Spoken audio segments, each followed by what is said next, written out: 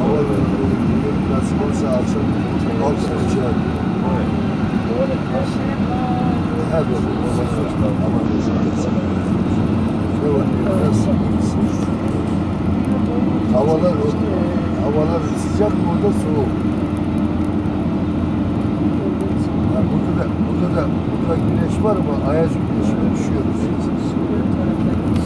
Kar var, hayvanlar, kar var, biraz soğuk var.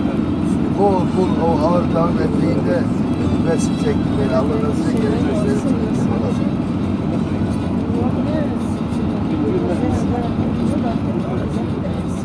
Evet, hem şu ziyade kalıyor.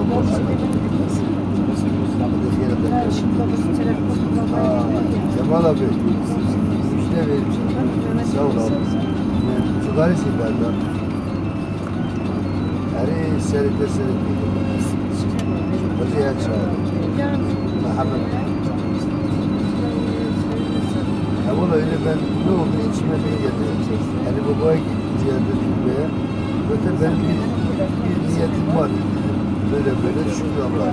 İşte abi nefes alamadım. Bakayım abam orada, büyük abam. 95 yaşında.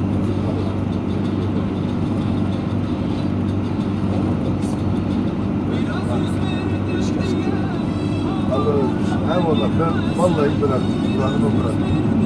Allah şahidim olsun.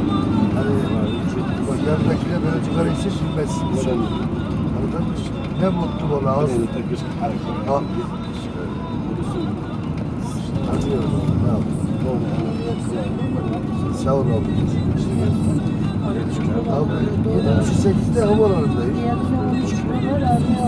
Orada da ben arabayla beni karşılar. Yok.